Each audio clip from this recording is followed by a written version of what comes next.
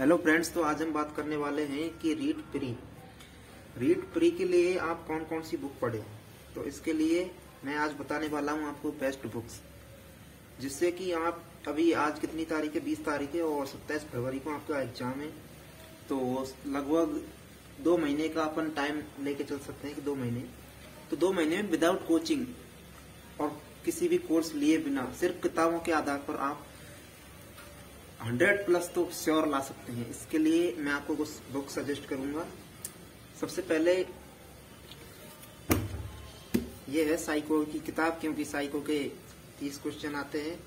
तो इसके लिए शिक्षा मनोविज्ञान की, जो कि धीर सिंह दावाई सर की किताब है, इसको आप ला सकते हैं। लेकिन अगर आप पहली बार कर रहे हैं तो मैं कहूंगा कि आप इसको नहीं लेकर आए।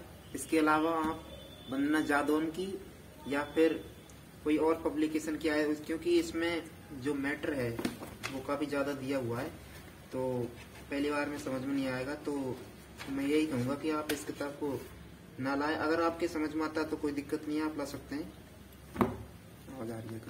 दूसरी आती है अपन की रीड के लिए गणित की, ये मुकेश पंचोली चैवन प्रकाशन की आती है, जो कि सुरेश चौधरी द्वारा लिखित है। लेकिन ये अब आपको नए दूसरी संस्करण, पुराना 2022 वाला संस्करण है ये, इसका नया संस्करण आ चुका है, तो आप इसको ला सकते हैं। इसमें क्या है कि जो भी सिलेबस है उसके अनुसार और प्रश्नों की काफी बढ़िया है, और इसमें शिक्षण विधि भी है। शिक्षण विधि में आपको रीट, आरटेट और सीटेट के जो पिछले प्रश्न आए हुए हैं वो आपको इसमें देखने को मिल जाएंगे, और प्रश्नों को बढ़िया तरीके से समझाया गया है। काफी सारे प्रश्नों की संख्या इसमें है।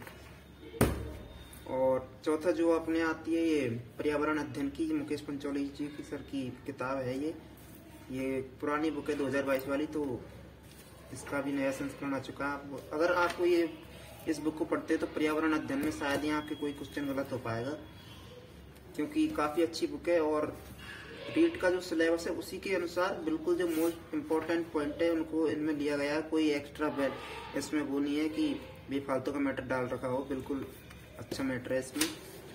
और पूरा जो वो है, और लगभग इसमें पेज कितने हैं, तो 240 पेज हैं। इसमें पूरा आप कवर हो जाएगी पर्यावरण अध्ययन, बिल्कुल जो भी पूरे टॉपिक है उसके अनुसार। और अब बात आती है लैंग्वेज की, तो मैं आपको ये सजेस्ट करूंगा कि फर्स्ट लैंग्वेज जो आप हिंदी लें, और सेकंड अगर हिंदी के संस्कृत ले। अगर आपकी इंग्लिश अच्छी है तो आप इंग्लिश ले सकते हैं, वरना यदि इंग्लिश में थोड़ा बहुत मामला गड़बड़ है आपका तो आप संस्कृत ले सकते हैं, क्योंकि हिंदी और संस्कृत का लगभग एक जैसा जो वो होता है, व्याकरण होती है। तो इसी के अनुसार व्याकरण के लिए हिंदी में आप कक्षा 9 से 12वीं तक की जो ये बुक आती है RBSE की, इसको ले सकते हैं। इसमें क्या है, इसमें से आप जो भी टॉपिक उसमें लगते हैं उसको इसमें देख लेंगे, और इसमें जो भी दे रखा है बिल्कुल बढ़िया है। क्योंकि राजस्थान बोर्ड का जो RSS भी है, उसमें जो भी क्वेश्चन आते हैं, आजकल RSS भी नहीं लेगा इसका, वो RBSE लेगी, लेकिन जो इसकी बुक है इसी में से क्वेश्चन आते हैं अधिकतर, तो आप इसमें से पढ़ सकते हैं व्याकरण। इसके अलावा रीड जो संस्कृत है, संस्कृत के लिए रीड के लिए स्पेशल बुक बना रखी है ये लोकेश कुमार शर्मा, जो कि RAS है, चैवन प्रकाशन से आती है। बहुत ही शानदार बुक है ये, इसमें सभी मैटर दे रखा है बढ़िया तरीके से। और साथ ही साथ इसमें क्या है कि शिक्षण विधि भी इसमें कवर है। और अभी जो नया इसके लिए अगर शिक्षण विधि की अलग बुक लाना चाहते हैं तो ये फर्स्ट रैंक की आती है। हालांकि ये बुक काफी पुरानी है, बहुत पुरानी बुक है ये। तो इसका जो नया संस्करण आता है रीड के लिए स्पेशल आता है, तो आप वो ला सकते हैं। शिक्षण विधियों के लिए बिल्कुल एकदम क्लासिक बुक है ये, कोई कमी नहीं है बिल्कुल। अगर आप इसको पूरी पढ़ के जाते हैं, और क्वेश्चनों की संख्या इतनी है कि आपकी एकदम बहुत शानदार प्रैक्टिस हो जाएगी। अगर आप इसको ले आते हैं और शिक्षण विधि निकाल लेते हैं तो शिक्षण विधियों को आपका शायद ही 1-2 क्वेश्चन बाहर जाएगा, वरना कोई क्वेश्चन बाहर नहीं जाएगा। इसके अलावा रीड में जो अभी नए टॉपिक जुड़े हैं, इसमें कि राजस्थान अध्ययन का पूछा जाएगा।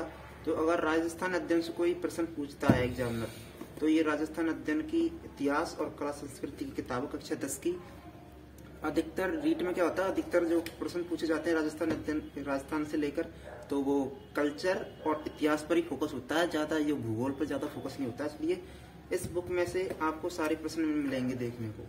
क्योंकि ये पूरी बुक है, बढ़िया तरीके से लिखी हुई है और इसी में से अधिकतर क्वेश्चन आते हैं।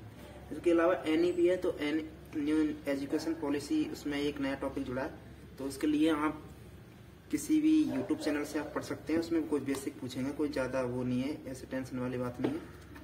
तो उसको आप कहीं से भी यूट्यूब से वगैरह से देख के नोट्स बना सकते हैं। जैसे हिमांशी मैम ने लेसन पे पढ़ा रखा है आपको, तो उसको आप देख सकते हैं।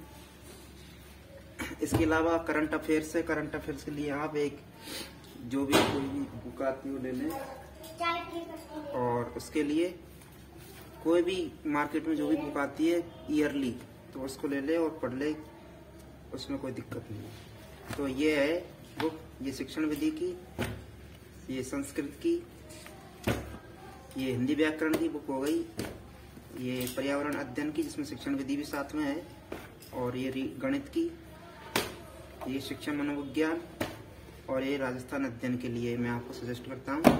इसके लिए कोई भी आपकी जानकारी हो तो आप कमेंट कर सकते हैं। बहुत बहुत धन्यवाद।